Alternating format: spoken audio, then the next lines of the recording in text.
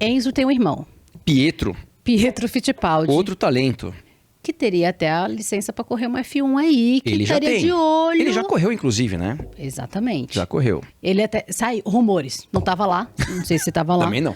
Mas que ele estaria até tentando o próprio patrocínio para entrar numa Haas, para tentar uma escuderia para o ano de 2023. O Pietro, ele tá na Haas como piloto reserva já, se não me engano, há 3 anos.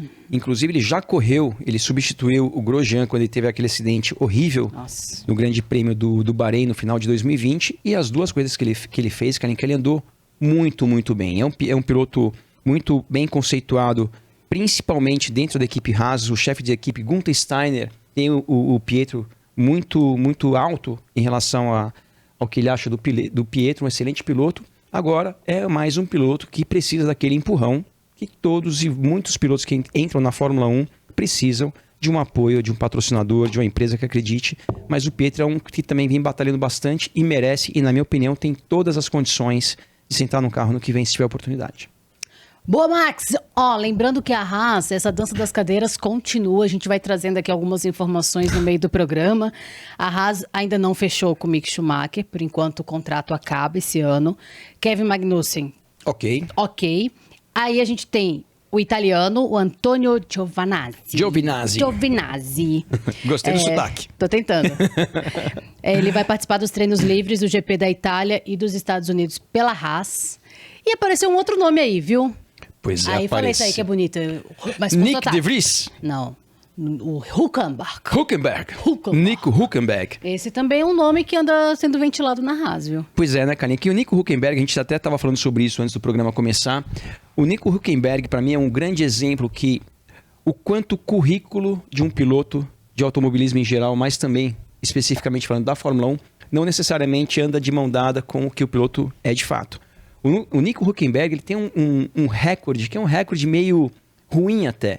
Ele tem mais ou menos 180, 190 grandes prêmios de Fórmula 1 e nunca chegou no pódio. O Nico Hülkenberg, o último ano que ele correu de Fórmula 1 a temporada inteira foi em 2019, ou seja, já faz 3 anos que ele não corre de Fórmula 1. E mesmo assim, é um dos nomes que está sendo ventilado para entrar na Haas, para entrar na Alpine, para entrar em várias equipes, ou seja...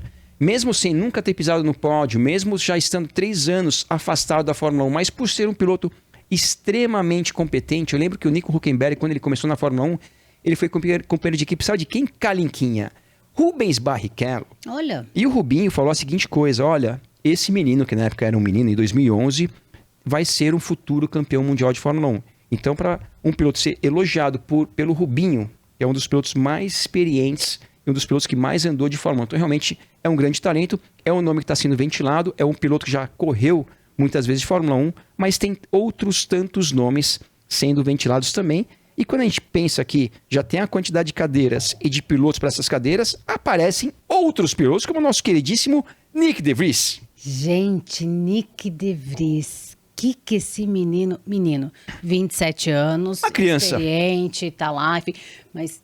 recebeu a informação de última hora, porque a Williams, o álbum corre pela Williams, teve apendicite, foi internado, inclusive teve um problema com... Pós-operatório, né? Pós-operatório. Mas graças a Deus está bem, né? Com anestesia. Isso aí, você entendeu? Que era... Isso, Com anestesia, tá se recuperando super bem, já que tá bom. De olho em Singapura, que retorna então a Fórmula 1 no dia 2. A gente teria um GP nesse meio do caminho, que seria da Rússia, mas foi um GP cancelado.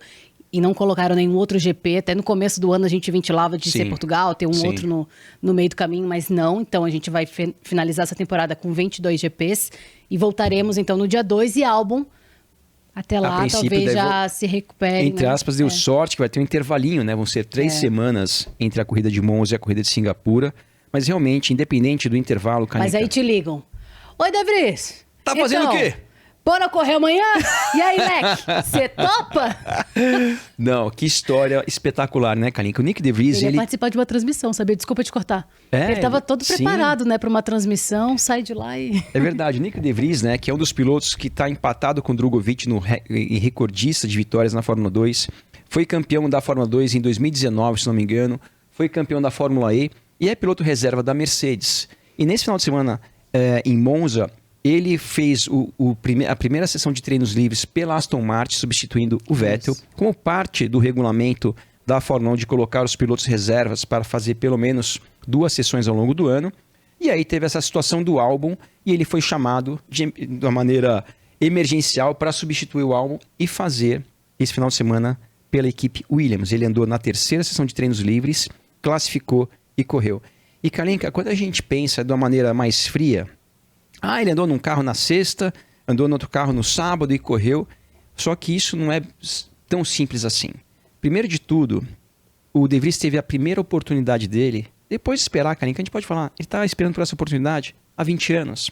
O De Vries tem 27 anos, começou a correr com 6, 7 anos de idade, que é a idade que as crianças começam a correr hoje em dia. Toda criança que começa almeja um dia chegar na Fórmula 1.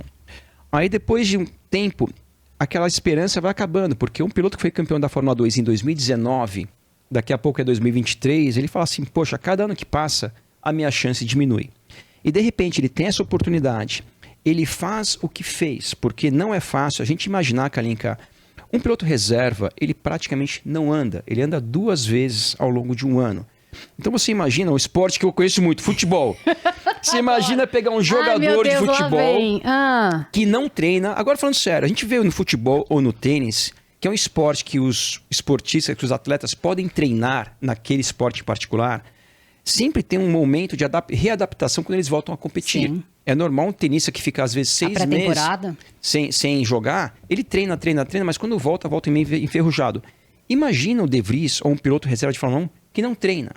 E ele vai sentar no carro na hora que está valendo, numa classificação, numa corrida. Senhora. Então realmente é muito difícil fazer o que ele fez, parece que não é tão complicado assim, sem contar aquela tensão, poxa, essa vai ser a oportunidade da minha vida, eu estou há 20 anos esperando por isso, se eu andar bem, eu vou ter alguma chance de alcançar o objetivo que é ser piloto de Fórmula 1, se eu andar mal, acabou minha oportunidade para sempre. Então realmente com tudo isso ele foi lá, fez o que fez, ele deu, não gosto de chamar de sorte, que qualquer coisa que a gente coloque na prateleira da sorte, parece que está tirando o mérito dele, mas, Kalinka, ajudou muito ser em Monza, por quê?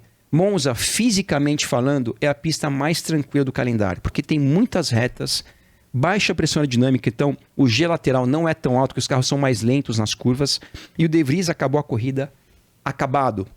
Ele saiu de lá, precisou de ajuda para sair do carro. Não só pelo fato de não estar correndo, mas eu acho que toda a tensão, lá pelas tantas, ele estava disputando posições na zona de pontuação. Então imagina a tensão que esse menino passou, mas realmente fez um excelente trabalho e eu torço muito para que ele tenha uma oportunidade de correr na Fórmula 1 ano que vem, porque seria, ao meu ver, uma injustiça a história dele como um todo, mas principalmente o que ele demonstrou nesse final de semana. E além de tudo, parece ser um menino muito simpático, muito simples, fala muito bem, se apresenta muito bem, então realmente seria uma pena se ele não tiver uma oportunidade ano que vem na Fórmula 1. E como é legal a gente mostrar esse lado humano, né? Porque a gente fica, nossa, tem que fazer isso, tem que fazer aquilo, e cobrando como se os pilotos também fossem máquinas, né? E não é isso, assim. O estado que ele termina, eu imagino o estado mental que ele não terminou, porque ele não dormiu, ele contou que não dormiu a noite toda. Mas depois que ele consegue sair do carro, né, e teve ajuda, e ele foi cumprimentar os pilotos, o Max, o Lewis Hamilton. Os pilotos foram cumprimentá-lo, né? Mas teve esse cumprimento, né, entre eles, assim. O quanto foi legal para ele ter pontuado nessa primeira. Nossa. Coisa que, por exemplo, o Latifi... Não fez um ano. O Latifi tá aí, entendeu? 16 corridas, não é mesmo? Pois é, 16 corridas, né, Kalinka? Fica chato, né? Fica muito chato, né, Kalinka? E a gente vê essa imagem, uma coisa que me chamou a atenção, ele estava reclamando muito de dores nos ombros.